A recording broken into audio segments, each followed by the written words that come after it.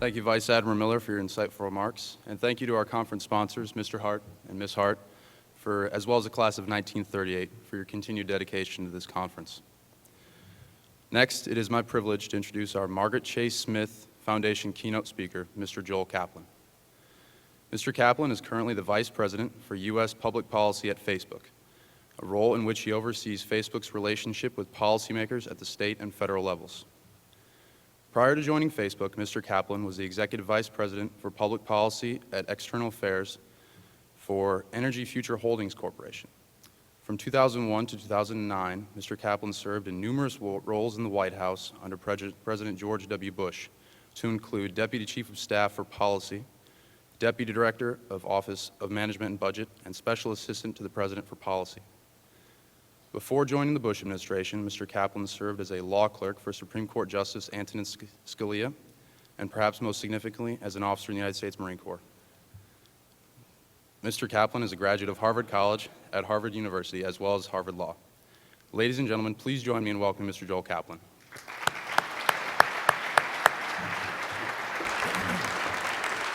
Water down there. Okay, great, thanks. Thanks, Justin, very much for the kind introduction, and most significantly, hoorah. It's a huge honor for me to be speaking here at the Naval Academy in a conference on leadership, especially appearing on a program that's led by a former White House colleague, your terrific Superintendent Admiral Miller, and that has one of the great leaders, and as I'll discuss, followers that I've had the privilege of knowing and working for, your guest speaker tonight, Vice President Cheney. Before I get going, one thing I just want to note, I'm going to talk a little bit about my experience in the Marine Corps, and just so you don't think that all of the lessons I learned in the Marine Corps stuck with me 20-something years later, as I got ready to come up on stage, I noticed that my button was broken. If anybody sees my first sergeant from Officer Candidate School, we're not going to mention this. All right, so when the organizers of this conference first reached out to me and asked if I would come and speak at a leadership conference on followership, I have to admit I was a little bit stumped. You see, in most of the things I've done in my career and most of the training I've received, we talk a lot about leadership. And we think a lot about leadership. One of the reasons why I joined the Marine Corps straight out of college was because I thought it would provide me some good leadership training, and it did.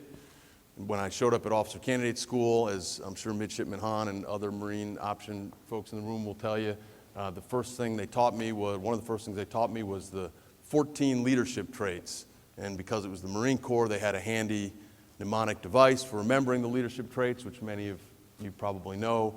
JJ did tie buckle, which I remember to this day, but I had to look up what each of those 14 letters stood for this speech. But as I thought about it in preparing for this conference, and as I thought about the various roles I'd had in the various organizations I've served in, it started to make some sense to me why the conference would focus on followership. First thing that occurred to me is pretty much every leader I've ever known or worked for was at the same time also a follower. When I was a new lieutenant in the Marine Corps and I had a platoon, an artillery platoon of 25 or 30 guys reporting to me, I was the leader of that platoon.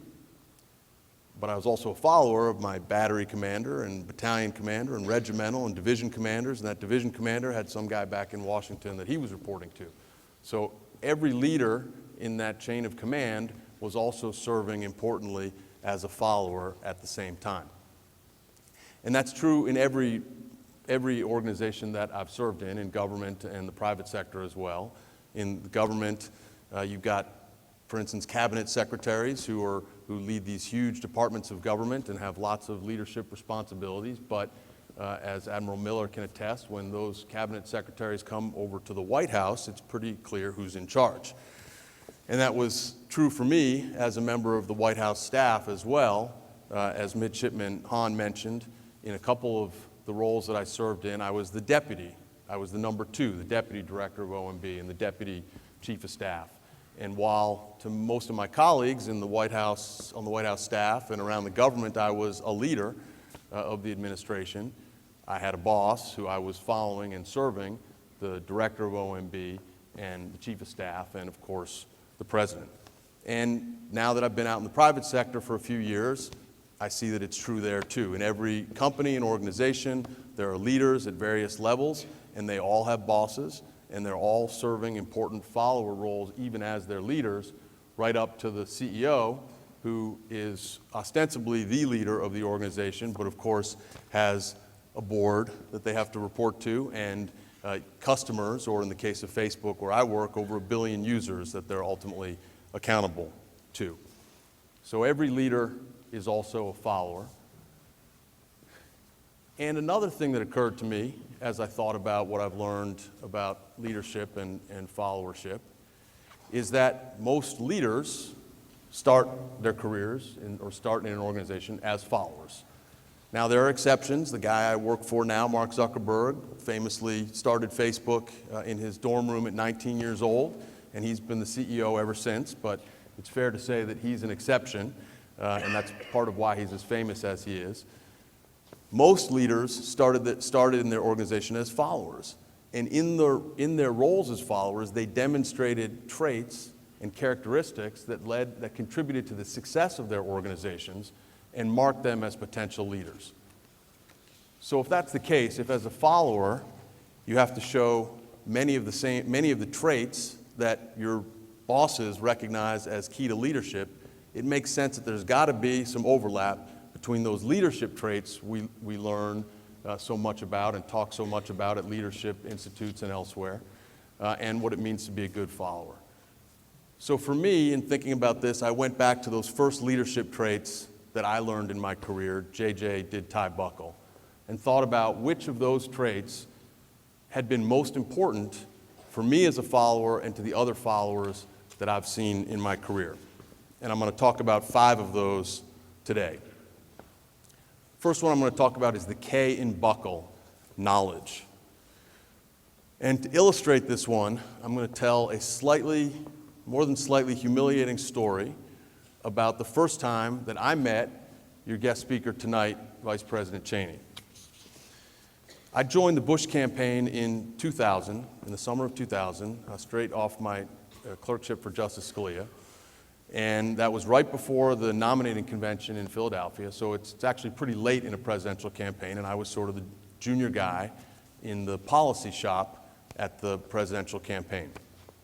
A couple days after I got there, then Governor Bush asked former Secretary of Defense Dick Cheney to be his running mate, vice presidential running mate, and they decided they needed to staff up the organization under the vice presidential candidate. Because I was the new guy and knew the least and was the most expendable, I seemed like a good candidate to work for the vice presidential nominee. So I and 2 other colleagues became the policy team for the former Secretary of Defense. About a month into that assignment, they told me, you're going to get to travel on the campaign plane as the vice presidential nominee's policy advisor for the week, which was pretty heady stuff, given that I had just started my sort of political career about a month ago, and I didn't actually know anything about policy. So I get on a plane, fly out to meet the Secretary of Defense, former Secretary of Defense, for the first time, because he's been out on the campaign trail, and they send me to Las Vegas, and I show up at a hotel ballroom where he's about to give some remarks, and we meet in the holding room before he goes out on stage, and the vice presidential chief of staff says, Mr. Secretary, this is Joel Kaplan, just joined us from Justice Scalia's chambers. He's going to be your policy advisor for the week. Secretary of Defense Cheney is famously a man of few words, and he didn't spare any for me. And so it wasn't clear to me that it registered at all who I was or what I was doing there. He goes out and gives his speech, comes back. As is often the case in these campaign events, there's a little hold area off the stage where Secretary Cheney is going to meet with 4 or 5 local reporters to talk about issues that are important to the state. And as the loyal policy staffer, he sits at the table with the 4 or 5 reporters. As the loyal policy staffer, I sit with my right behind him with my back to the wall, hoping to remain quietly anonymous. First reporter, first question, Mr. Secretary, what would a Bush administration do about Yucca Mountain? Who here has heard of Yucca Mountain? Wow. Okay, see, you guys should have been the policy advisors to Secretary Cheney, because I did not know anything about Yucca Mountain, and I certainly didn't realize how important it was to the people of Las Vegas. But as a dutiful staffer, I had put together a briefing binder. Most of the information there had been prepared for me by the presidential policy team in Austin, where the headquarters was. So I knew there was a one-pager in there with 3 solid talking points on Yucca Mountain, which Secretary Cheney, old-time pro, delivered those 3 talking points perfectly, and I breathed a sigh of relief. Second reporter, Secretary Cheney, that is a very superficial answer to this important issue to the people of Las Vegas. Can you give us a little more detail about how your administration would approach this problem? I hoped at that point that he knew more about Yucca Mountain than I did, but he didn't. So hits the same 3 talking points and moves on.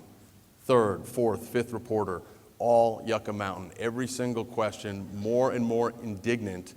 Mr. Secretary, how could the Bush campaign send you to Las Vegas, where the only issue anybody cares about is whether all of the nuclear waste that's stored up at nuclear facilities all around the country is going to come and be put in our state?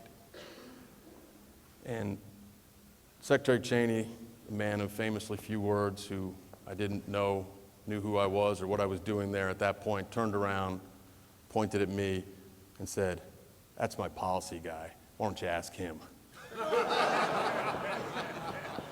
At which point, I composed myself, I stood up, I excused myself, and I left the room to go call the headquarters in Austin and try to get a little more guidance.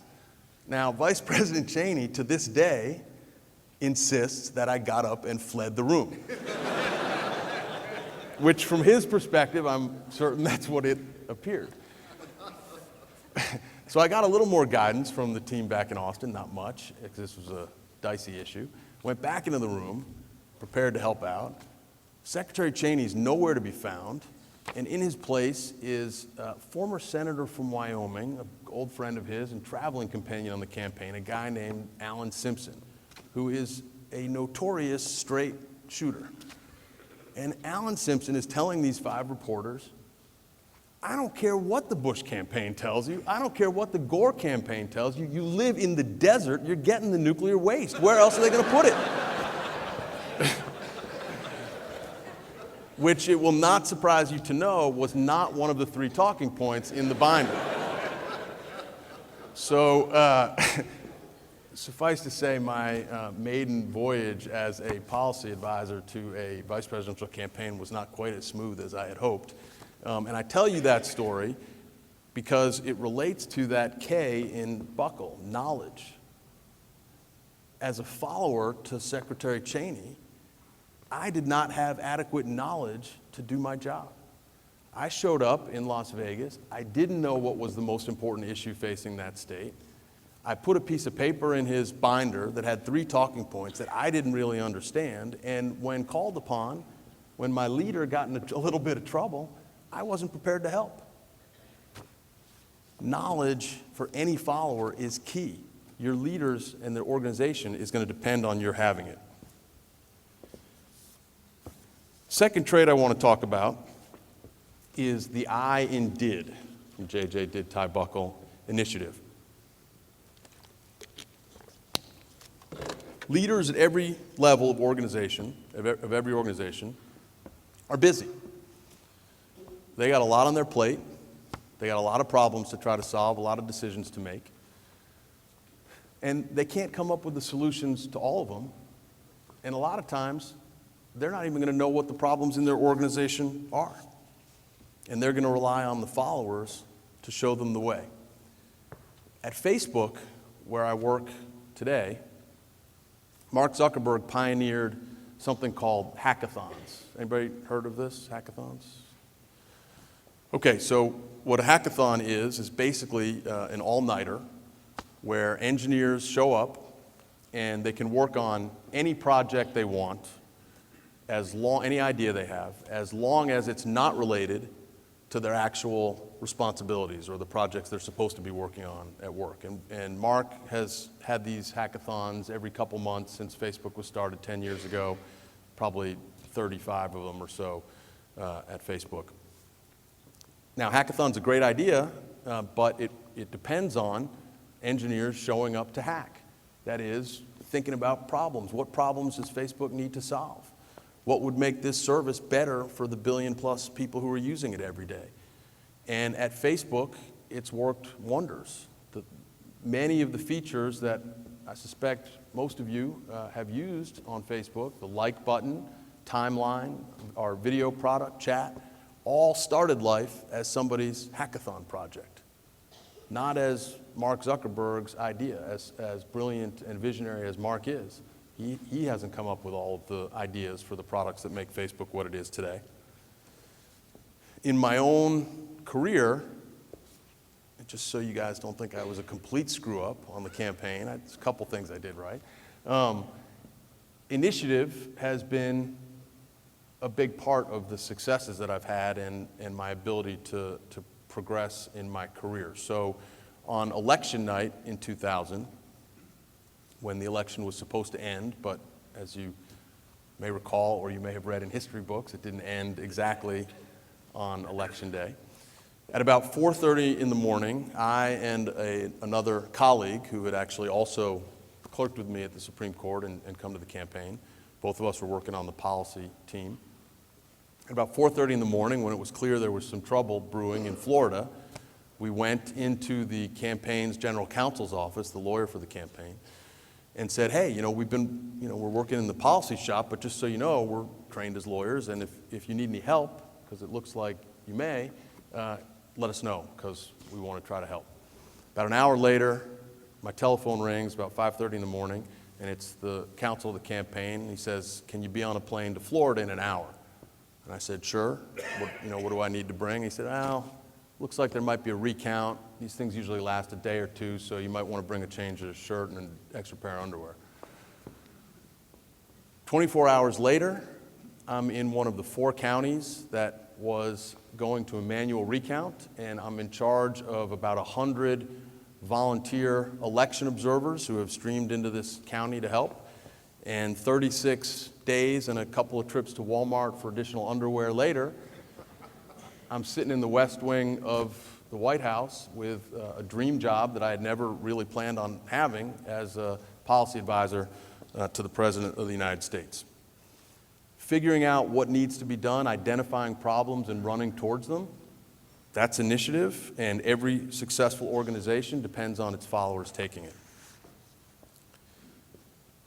The next followership trait I want to talk about is one that I suspect is very familiar to all of the midshipmen and cadets and folks from various military schools in the room, and that's the I in TIE, integrity. Lots of different definitions of integrity out there, and it's also, I'm sure for most of you, an intuitive concept. The one that has stuck with me from my officer candidate school days is that integrity is that quality of character that basically means you'll do the right thing even when no one's looking. And for this one, I'm going to tell a story about my time at OCS that, again, I suspect may be familiar to those of you who are at the academy or at some of the other military schools, but which was new to me coming from a purely civilian education. Showed up at OCS, and there was lots of great candidates there. There was a terrific one who came from not one of the academies, but a military college.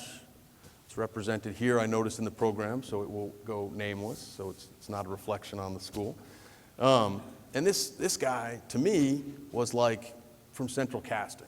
He looked like the perfect Marine. He looked good in uniform. He knew how to march already. He was smart. He was in great shape. I was struggling. This guy wasn't going to have any problems as far as I could tell. About a month into OCS, this candidate had some kind of paperwork thing he had to take care of elsewhere on the base in Quantico, where OCS is, and got permission from the platoon sergeant to go with another candidate, take their car, one of their cars, and go to get the paperwork taken care of. Platoon sergeant said, take your car, which a month into officer candidate school, you're not supposed to be, candidates aren't allowed to be going anywhere or driving, but they gave him this one, permission for this one thing he had to do. Said, take your car, come right back. About an hour and a half later, the two candidates come back.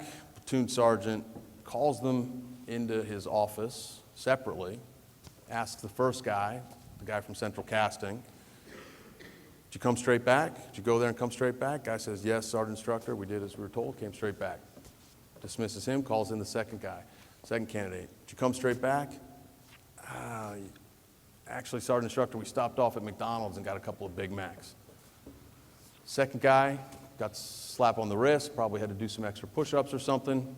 First guy, bag packed, 4 years of military college and a month of officer candidate school down the drain, kicked out of OCS. Like I said, this may be familiar, this kind of story, to those of you who go to one of the academies, but to me, this was a shock to the system. This seemed pretty severe punishment for a Big Mac. Platoon commander called us all together and said, look, I know you may not understand why that candidate was kicked out of OCS. It's because he demonstrated that he didn't have the integrity that leaders and subordinates need to have in any organization. Because if a leader can't trust you, if subordinates can't trust their leader, the organization's not going to be able to function well. This kind of thing comes up all the time in every organization I've ever been a part of. Little things, big things, integrity is the key. Your boss asks you, hey, did you take care of that thing I asked you to do and you haven't? Or your boss asks you, hey, I need to know what the answer is to this question before I go talk to my boss, and you don't know. Most tempting thing in the world is just to try to get through the moment, say, oh yeah, I took care of it, boss, don't worry, or yeah, here's the answer to that question. In those moments, what your boss needs from followers is to say, sorry, boss, I haven't taken care of that yet, but I'll get it done right away. Or, sorry, I don't know the answer to that question, but I'll come back to you quickly. Integrity is key to every organization. Knowing that your boss knowing that he or she can trust what you say, when you say it, that you're going to do what you say you're going to do, much more important than whether that particular task at hand was taken care of in a timely way or whether you know the answer to the question on the spot. The integrity you bring to the job and to the organization is essential to its function and success. Next one I want to talk about, and we've got two more, is related to the last one. And that's the C in Buckle, which is courage. Now, I'm not going to talk to this group about physical courage, the kind that those of you who are going on to serve may be called upon to demonstrate. I'm going to talk about a kind that should be much easier than that, but oftentimes isn't. A follower needs to have the courage, when the situation permits it, and when the organization permits it, and I'll talk a little bit about that, to tell leaders the difficult things, the things they don't necessarily want to hear. At Facebook, this is a way of life. Our CEO, Mark Zuckerberg, gets up not on a stage, but gets in the front of the room every Friday at 4 o'clock, and he takes Q&A from the employees at Facebook. And this is something he started back when it was, 10 of his friends from college. And he's continued it all the way to the present, where he's got 6,000 employees, almost 6,000 employees around the world. And he takes all kinds of questions, and there's nothing off limits. And I got to tell you, these 24, 25-year-old engineers at Facebook have some pretty tough questions. And they've got strong views about how the company ought to be run and what the right direction is. And they feel free to share it with Mark. and it makes a big difference in his thinking. At the White House, it was a little bit harder. You know, any president is pretty intimidating. The Oval Office is really intimidating. So one of my responsibilities as Deputy Chief of Staff was to create a process where the president's team, his followers, felt empowered to come and present their competing ideas, and even to say when the path we were on wasn't necessarily the right one. Leaders at all levels can get isolated. A good follower has the courage to tell the president or Mark Zuckerberg or their manager what he or she doesn't want to hear but needs to.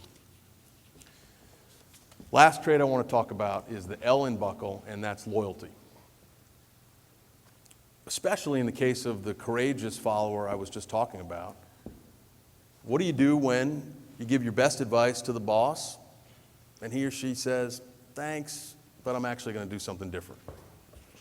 Happens all the time, at least to me. When I was Deputy Chief of Staff, I had lots of good ideas that were not taken, or at least I thought they were good ideas, but probably fortunately for the country, they weren't taken.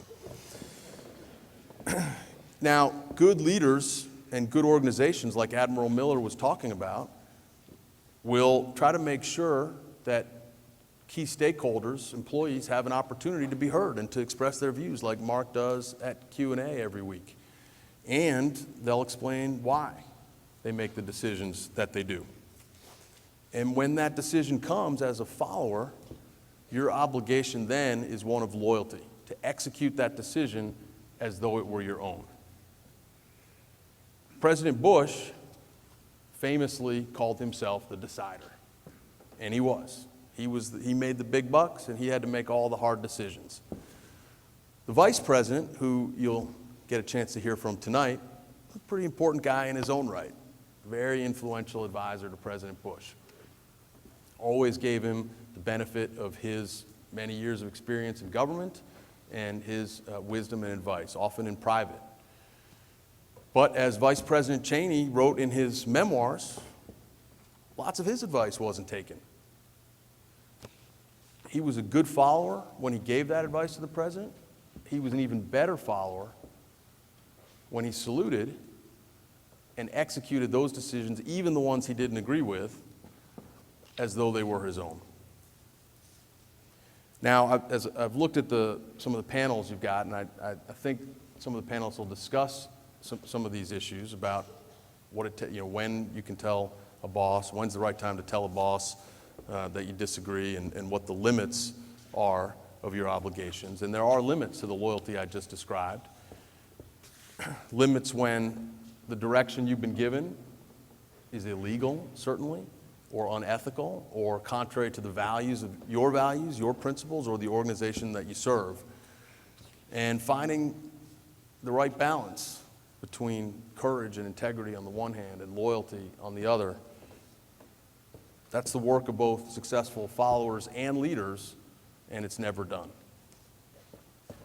Knowledge, initiative, integrity, courage, loyalty. From my experience, these are some of the traits of an effective follower, and they're also necessary building blocks for becoming a successful leader as well. If you can demonstrate these, you'll make whatever organization you're a part of better, and you'll demonstrate a readiness not just to follow, but to lead. Thanks again for the opportunity to speak to you. I'd be happy to take any questions you have.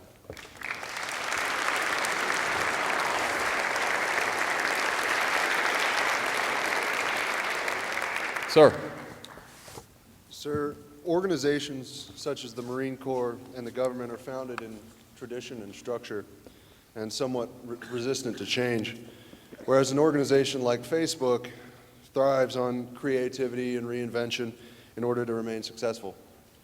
In your experience as a follower in the Marine Corps and throughout your progression in the White House, what did you learn that's been useful to you in your new role at Facebook? And did you encounter any challenges as a leader or a follower in making the transition from such a structured environment to a more creative setting? Yeah, it's a great question. These are very different organizations that I've been a part of. And, culturally, there's a lot of differences. One of the reasons why I didn't realize this button was broken is because I wear jeans most days to work now, which I never did, obviously, in the Marine Corps or at the White House. One of the biggest cultural differences that your question hits on, and I think I alluded to it a little bit in my remarks,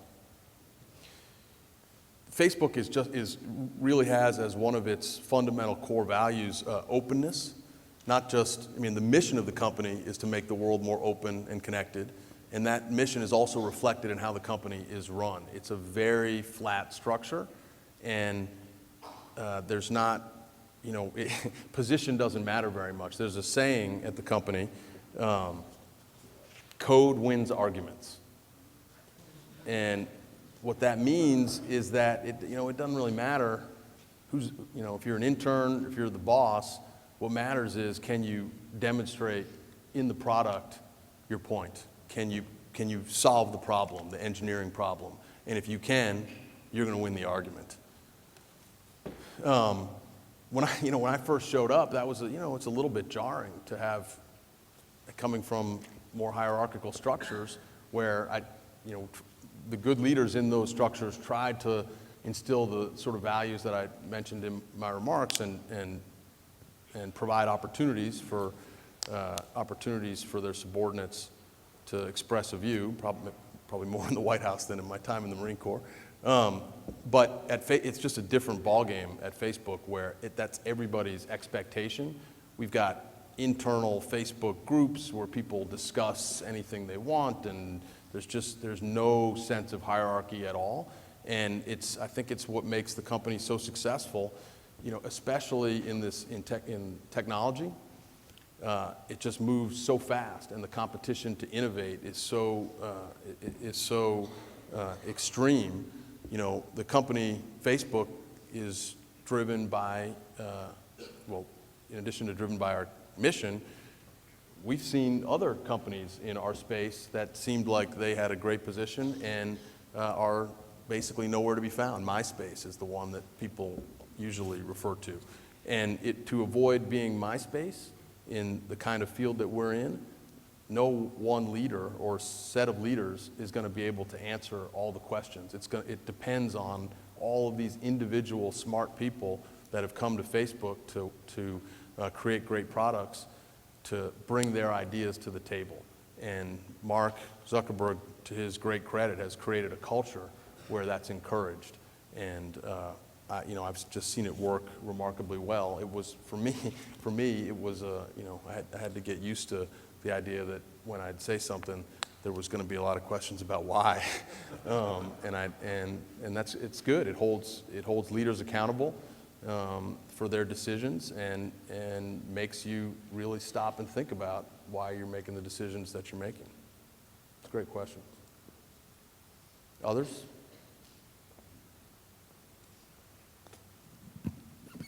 Sir, you spent 4 years as a Marine, returned to Harvard for law school, eventually working for Supreme Court Justice Sakala, and then progressed through various levels in the White House before moving to Facebook. With the potential to evolve and emerge as a leader in various organizations throughout your career, you often seem to transition right at the cusp and begin anew as a follower with a different organization.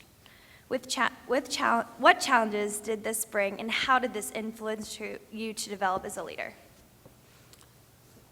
Well, you could read that career path different ways. One way to read it would be that I can't hold down a job for very long. I actually, most of the things I did just sort of ended. I worked in the White House for all 8 years. I was a political appointee, so when my guy leaves, I leave. So that it wasn't really a choice at that point to move on and try something different. Same thing with the clerkships that I had. Those are 1-year deals.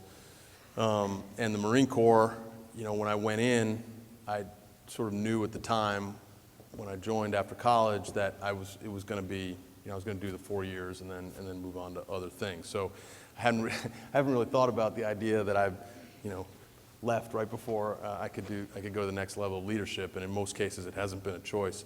But I have learned a lot, I hope, from moving to lots of different organizations and seeing what sort of leadership traits are constant and where you need to adjust a little bit because of the different culture that you might be in. The last question, I think, fleshed that out, that there's differences in leading at Facebook than there were in the White House. I think the general tenets are the same, but there's more or less emphasis on different skills in different places, in different organizations, and moving around a fair amount has given me, I think, sort of an insight into the different emphasis that the various organizations might require in the skills that hopefully you've developed over time. And it's not necessarily a question of leadership, but I've just found that moving around, I was mentioning beforehand to Mrs. Mitch, I'm sorry, blanking, Hart, that in about a month, this will be the longest job that I've ever held at 2 months and 10 years, 2 years and 10 months. And I think that's been good for me, just to try different things and to test myself in different ways. The Marine Corps was probably the biggest, for me, was the biggest test. It was just, that was the one that was sort of the least familiar to me. I didn't come from a family that had any really military background. That was the one that kind of put me the most out of my comfort zone and really tested me. And I think that's a good thing. And it's a good thing that I've had an opportunity to do it, moving into various organizations and institutions. Yes, ma'am. Mr. Kaplan, in what ways have you observed the rapid increase of social networking amplify the voice of followers across the globe? Further, in your opinion, has social networking transformed the role of the follower in modern organizations? Thank you. Yeah, another really good one. Look, I think social media, not Facebook, but others as well, is absolutely changing organizations and changing the world. One of the things that Facebook does, really for the first time at scale, is to give individuals a voice in a way they hadn't had before. Historically, to be heard, you had to be a political figure, big political leader, or you had to have a broadcast medium. Usually either you were hired by a broadcast medium or you owned a broadcast medium, and that wasn't for your average citizen. Facebook and other social media like it give the individual citizen or the individual in an organization the ability to reach, to have that same kind of massive audience if they have something interesting or important to say. And we've certainly seen that in various places around the world. The Arab Spring, probably the most notable, where these governments that existed for decades in running very repressive regimes suddenly found it difficult to contain the voices and opinions of their citizens. And those revolutions were not caused by social media, that it was the people who stood up in the streets, had the courage to do that led to those revolutions. Social media was just a tool they were able to use that empowered them for the first time. Organizations, I really can only speak to the ones that I've been in, and Facebook being the primary one. Since social media really became as prevalent as it has, we didn't have access to social media when I was in the White House. They sure do today, by the way. President Obama is getting ready to do his State of the Union address tomorrow night, and what you'll see that the White House is availing themselves of all different kinds of social media to make sure that they're reaching as many different people and audiences as they can, because that's where a lot of people are now getting their news and engaging in the conversations that used to take place around the water cooler. Now they're taking place on social media.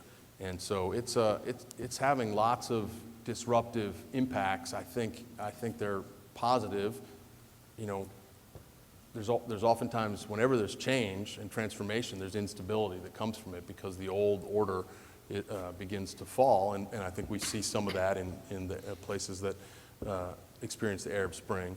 But directionally, giving all of these people around the world for the first time voice, I think is an unbelievable development and just a really powerful one that over time is going to lead to a lot of positive changes in the world. Go to this side. Sir, thank you again for the words. My question is, you've had a lot of experience working for... Are you reading that on Facebook? What do we got right? It's a good comedy, sir. I'm sorry. I just wanted to ask you about, you work for Facebook, you've been working for technical companies, and you're surrounded with a lot of people that are constantly working with these very technical problems.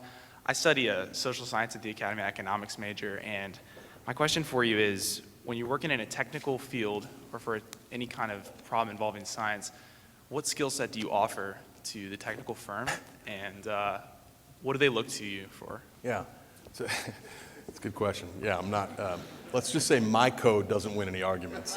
I'm not a technical guy, as my background and resume might suggest.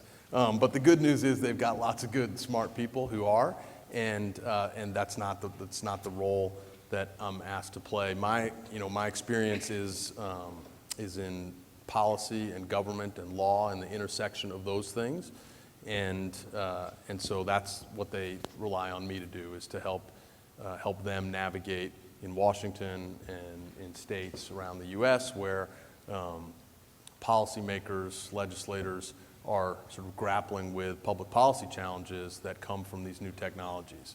And so it's interesting for me because I get to be around people who are doing something new and cutting edge and interesting, which I can't do. But the skill set that they're looking to me for is much more, is something I'm much more comfortable with. Having worked in the White House,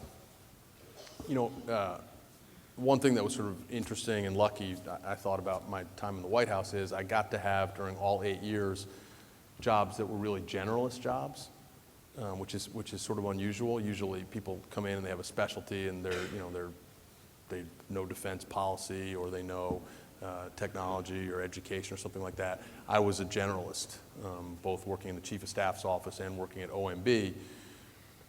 Which meant I got to learn a lot about a lot of different things, and I'd get to focus one day or week on energy policy, and I'd have to learn a lot about that and get my knowledge up, or I'd have to learn about national security, some national security question. So my training, I think, lends itself pretty well to going into a new area and trying to figure out what parts I need to understand. And which parts I can rely on the experts to help me through when need be. Thank you very much, sir. Sir. The previous questions kind of talked about this intersection between a leader's personality and kind of the culture of the organization they're in charge of. And in those cases, they're transformational leaders, correct? In the sense that they create a new culture, such as Mark Zuckerberg with Facebook. But my question really stems around, how do you make that kind of culture that you've created self-sufficient? So in other words, what would happen tomorrow if Mark weren't there? Has he created a culture that could go on without him? And if so, how did he do that?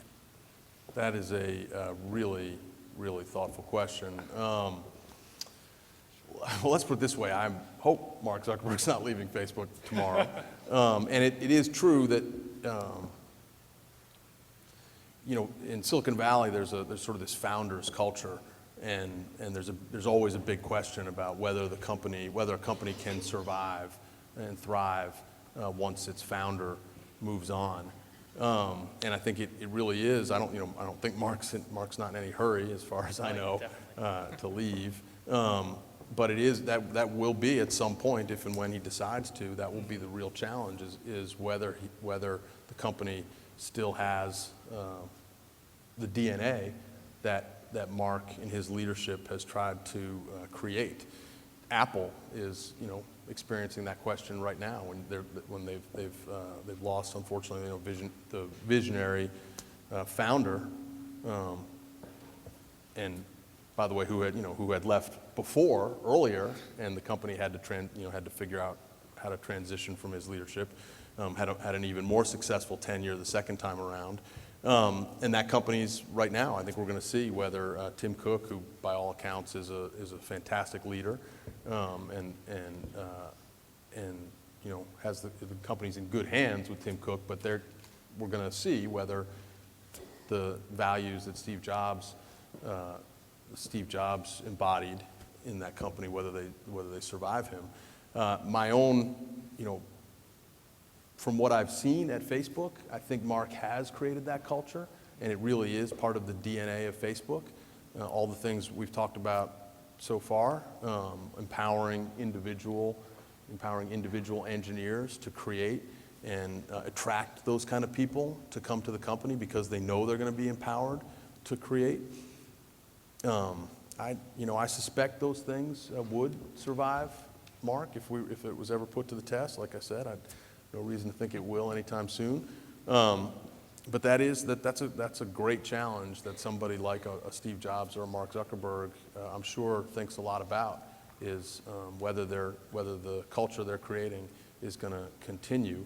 And I think all they can do, I mean, I've not been in the position that they're in. I think all they can do is just to constantly live those values and talk about those values and hope that the people that they've brought in, their followers, embrace them and internalize them. And, for the most part, I think in order to be successful, the company has to internalize those values. And so if it has, then there's, I think, reason to be optimistic that those things will last. But they also take great leadership, right? It matters who follows and whether that person figures out how to reinforce that leadership and reinforce those values and demonstrates a commitment at the outset to those values. Thank you. Yes, ma'am. Thank you for that address. It was lovely. I wanted to ask, I feel as if everyone on Facebook seems as if they're their own political scientists with some of the commentary on state and local politics. So I wanted to ask, what does your team do in order to filter through some of that noise to adequately reflect what the true public sentiment is, and how do you convey that to policymakers? So, I think the honest answer to that is that we don't really try to interpret for policymakers necessarily what's on Facebook. We just try to encourage the policymakers to use it themselves and to engage themselves with their constituents. And they don't always love that, right? It's another forum by which politicians have to be accountable in both democratic societies like ours and non-democratic societies like the ones that went through the Arab Spring. Facebook creates another forum and one that, like I said earlier, provides a voice for their constituents. And you don't always like what those people have to say. And our advice to policymakers is they're going to be saying it anyway, so you may as well get in there and engage and use the platform to communicate your views. And also, you might learn something about what your constituents are thinking.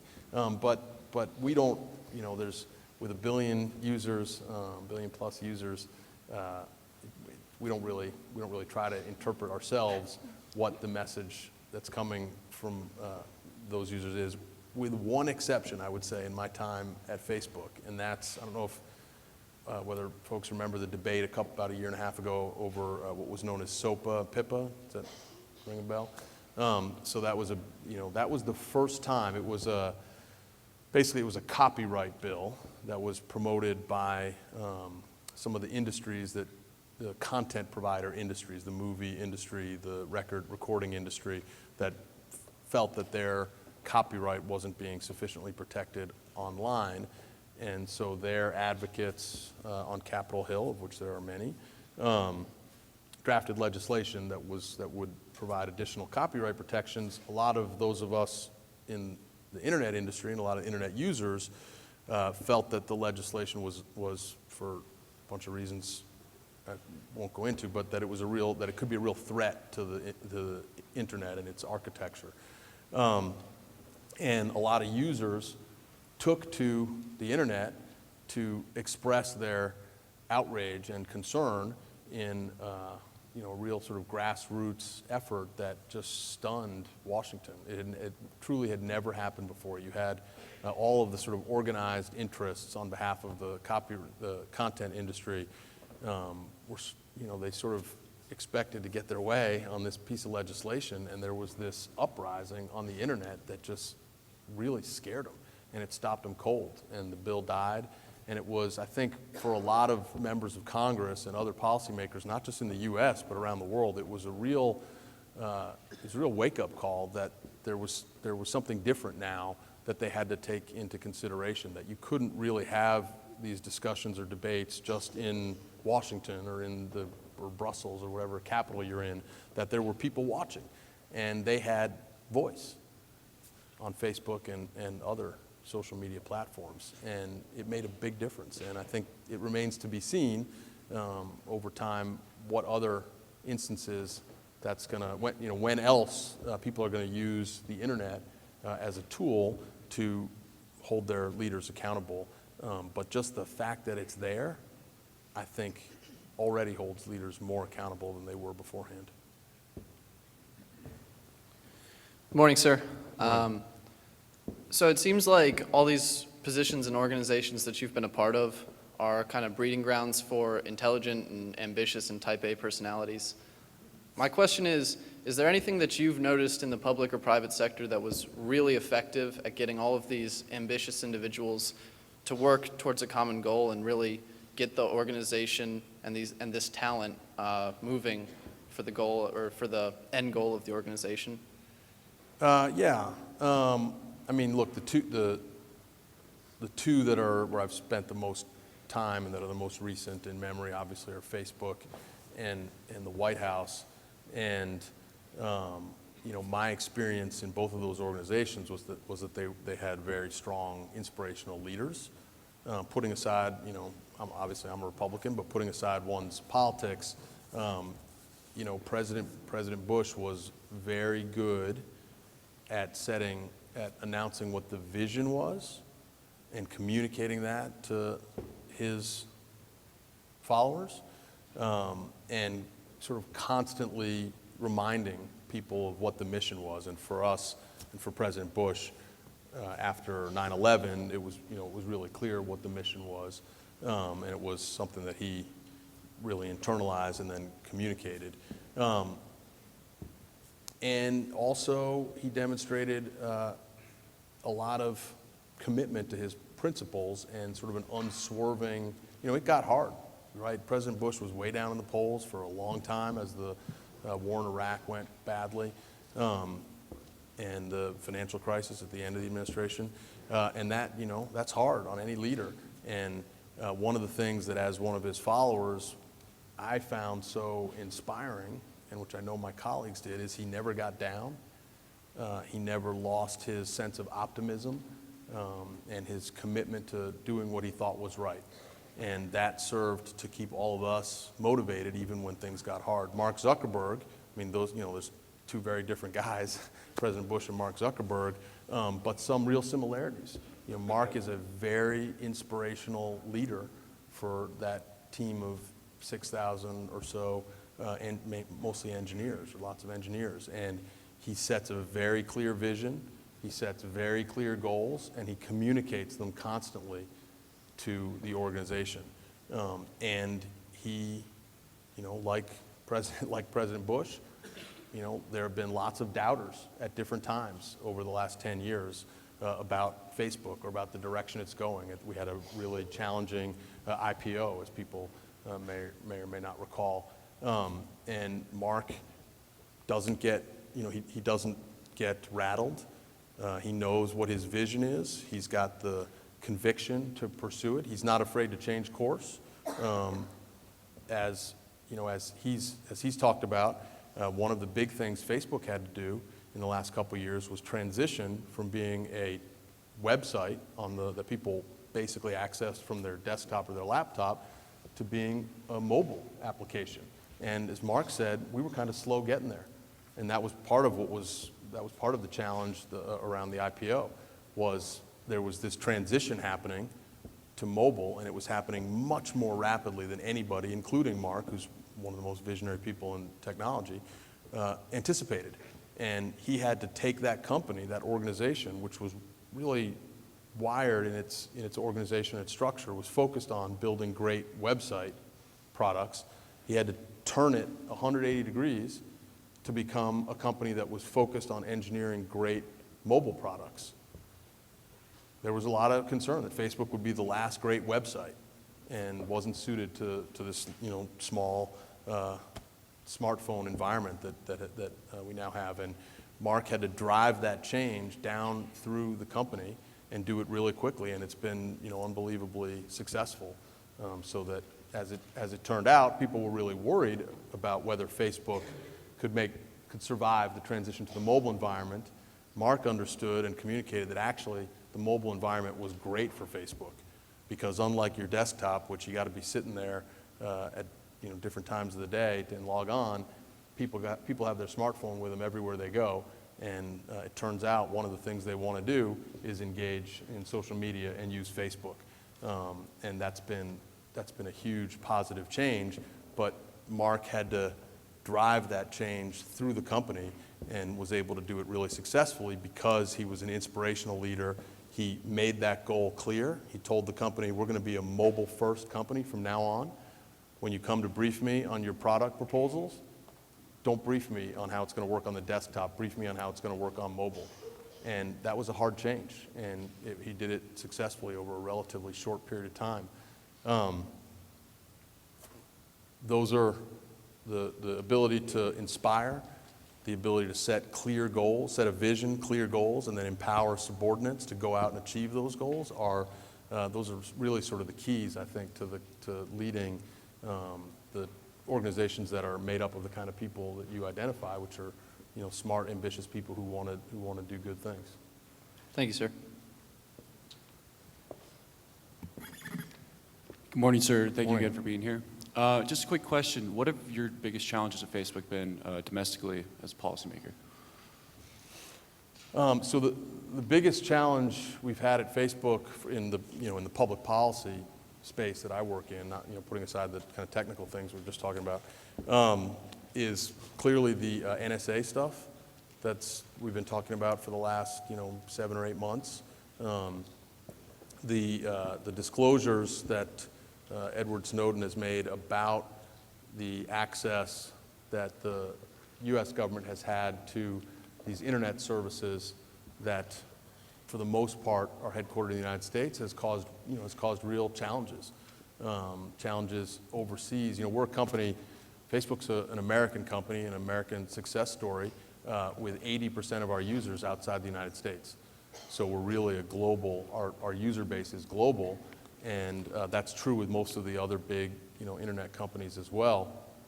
And it's been a real challenge maintaining the confidence and trust of users around the world in the shadow of all these leaks, which some accurate, some inaccurate, about the extent to which the U.S. government has had the ability to access that information. So that's an issue I've spent just an inordinate amount of time on over the last 7 or 8 months, trying to work through with the U.S. government what kind of reforms we think are necessary to sort of restore confidence in the people around the world who need to trust these U.S. companies to be good stewards of the communications of their citizens, obviously still at the same time allowing the president and the national security professionals to do what they need to do to protect not just the U.S., but some of those allies as well.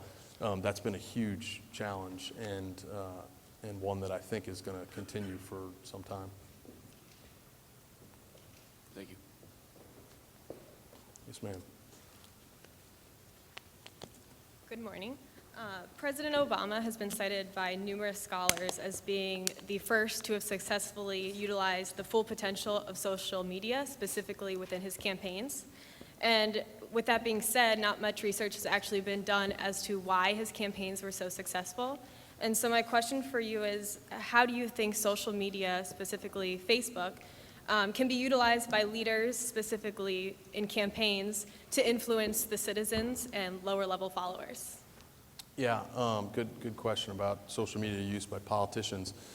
You know, President Obama is, I think, the sort of obviously the most successful politician at using social media. Even between 2008 and 2012, there was just a, you know, light years difference in terms of the sophistication of his campaign, and he was a leader in 2008 in using social media. One of the reasons why his campaign, especially in 2012, was so successful is because they didn't treat social media as like a kind of a side light, right? Like, oh, well, we'll just hire somebody and that person will take whatever we do over here and put it up on Facebook, and then that'll be our social media campaign.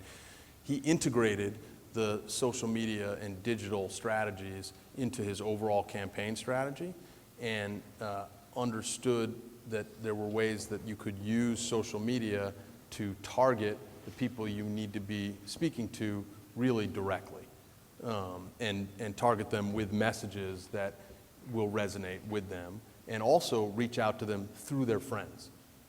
Like, people in politics have always known that it's a lot, having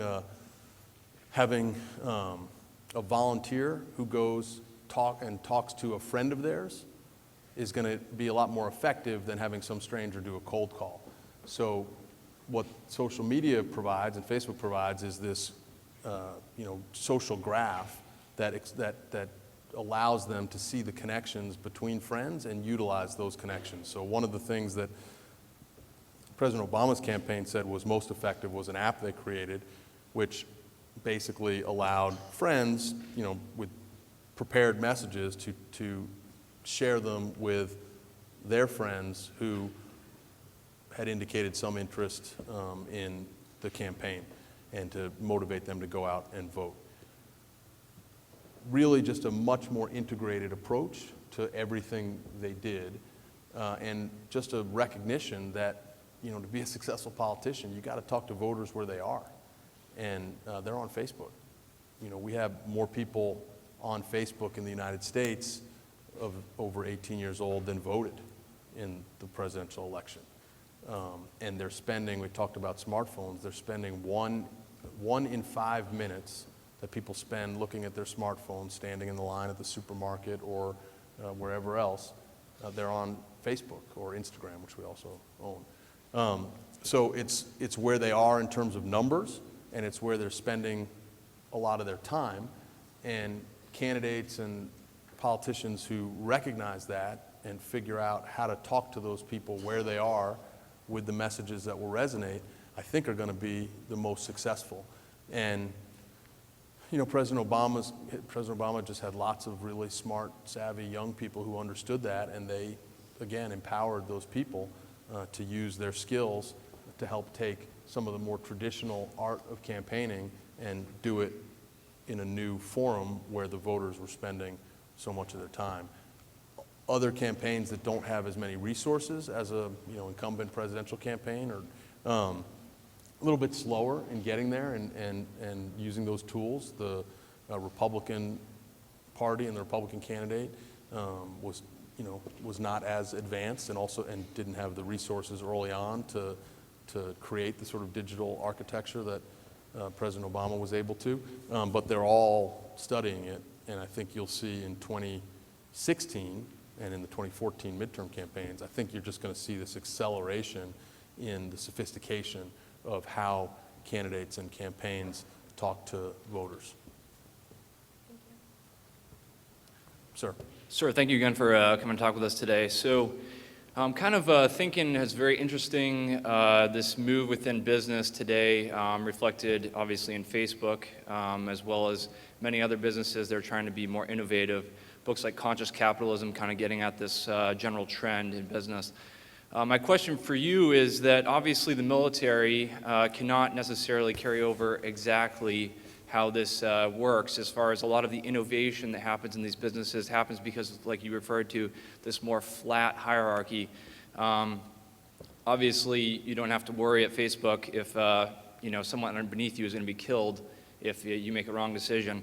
With that said, I think that there is perhaps something that is very vital to this general trend in business that the military leadership here present can take away from that. Where do you see that specifically being, or do you see them being completely two different beasts when it comes to this general trend? Thank you. Yeah, it's a good question. So look, I'm not, I spent 4 years in the Marines 20 years ago, so I'm by no means an expert, and it's been a while. I think there have to be lessons, and what's promising to me is I've seen from my perch at Facebook, I've seen a lot of interest from senior military leaders in finding the answers to exactly those questions. We've had the chairman of the Joint Chiefs of Staff come out and visit Facebook and talk to some of our young interns as well as our most senior leaders. And we've had a number of other really high-ranking military leaders come out, and I think because I think they are wise enough to recognize that there are some lessons, and that the young recruits that are going to fill the ranks of the present and future military are growing up in this environment, and their expectations are going to be different about being heard and having voice and having the ability to sort of crowdsource solutions, and how to bring that to bear in organizations that depend upon the willingness and ability to follow orders. That's a real challenge. Like I said, I'm not sure I'm smart enough to figure out how to answer it, but I am smart enough to know it's the right question, and I'm really pleased and comforted to know that our senior leadership in the military a lot of them are asking those same questions. All right, sir. My question is, what is the dynamic like amongst the leaders at Facebook? Is there any sort of leadership programs or academies like this one where leaders can meet and discuss what it means to be a leader at Facebook? Yeah, there's we've got some programs when people become new managers, when they get management responsibilities for the first time. We have some programs to teach them how to handle those responsibilities. We're really lucky at Facebook. Most companies don't have even one inspirational CEO type leader. We've got Mark, and we've also got as our COO a woman named Cheryl Sandberg, who I know has come to the academy and I think spoke at the Forrestal Lecture Series a couple years ago. And she's just a phenomenal leader, and she spends a lot of time also thinking about and talking to our executives or the management levels below our top executives about leadership and what it means.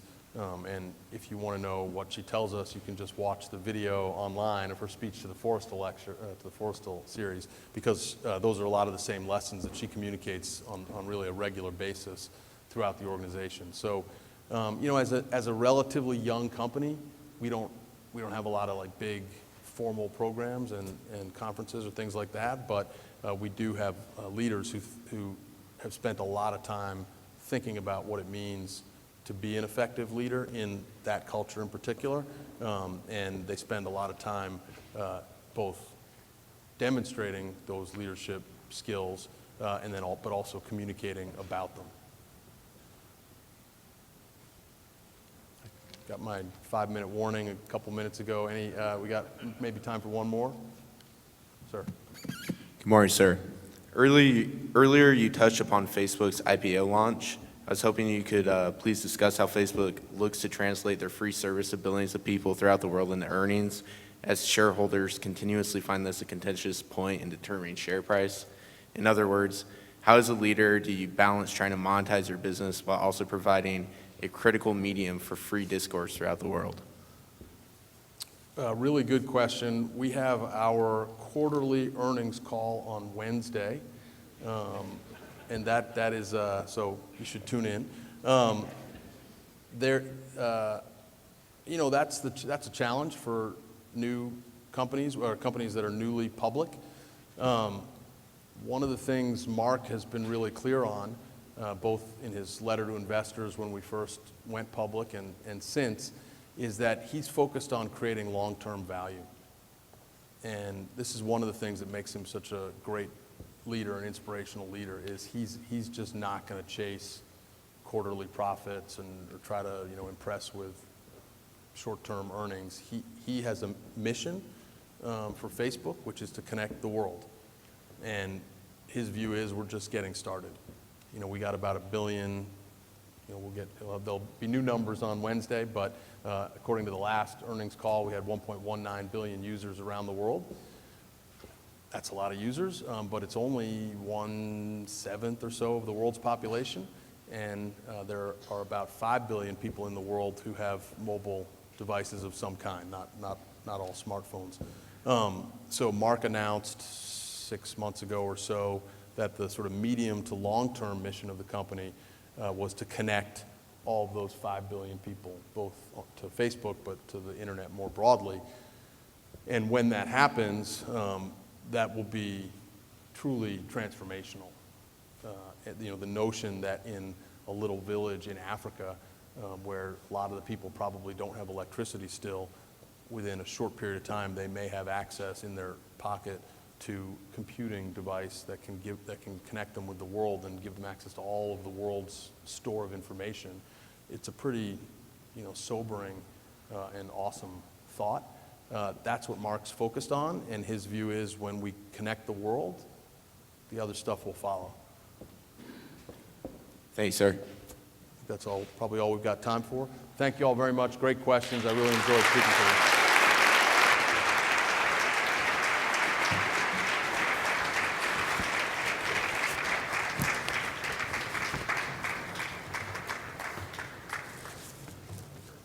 Sir, on behalf of the Naval Academy and the Leadership Conference staff, we would like to present you with this gift as a token of our appreciation. Wow.